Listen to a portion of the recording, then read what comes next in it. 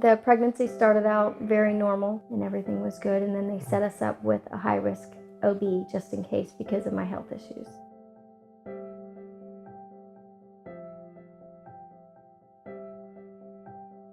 At the 21-week point, we were very excited. We went to the hospital to go see the sex of the baby, so it was a big day for us. And they did the ultrasound on Sharon.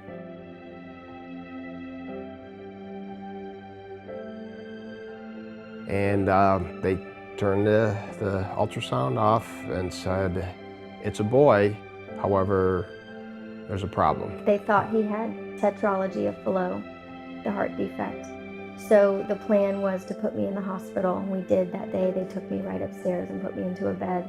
Her blood pressure was not good, and they were talking about taking the baby. At that time, Sharon's blood pressure elevated.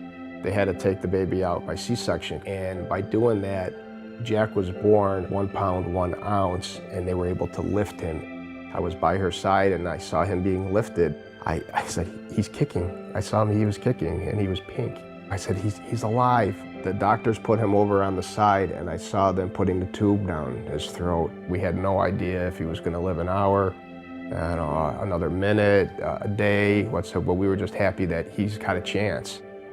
And to this day, it was the most emotional day I ever had because I was able to put my hand inside the incubator and he grabbed my finger and he touched me. My son touched my hand while he's alive. You know, I never thought I'd get to do that. And they said that the next 72 hours are the most critical. We were confident that they were going to do everything that they possibly can to help our son. Dr. Lippman, did take me aside and said, we're glad he got to this point. However, I just want you to know that there's only a 10% chance that he'll make it out of the NICU. The problem was his lungs were so underdeveloped that they had to switch him from a regular respirator to what they call an oscillator.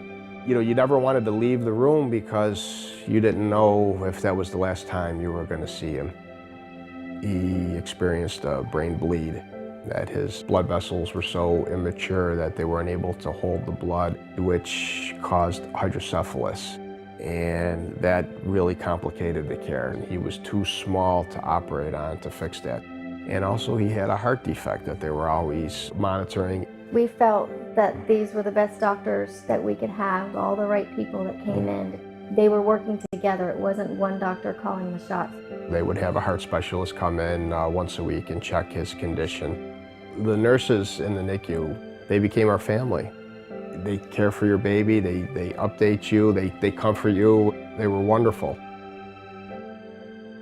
By the grace of God, he was able to come home at 4 pounds with a heart monitor and oxygen and get stronger. He is a real miracle. We were just so thankful that he was here and he beat the odds.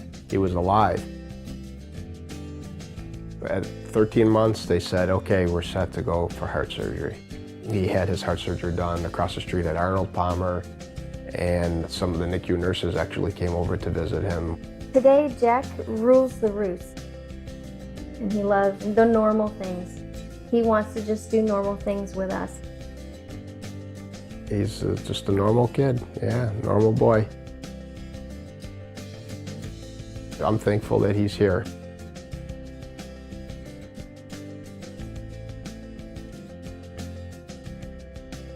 Without the NICU at Winnie Palmer and the up-to-date, state-of-the-art equipment, Jack would not have made it.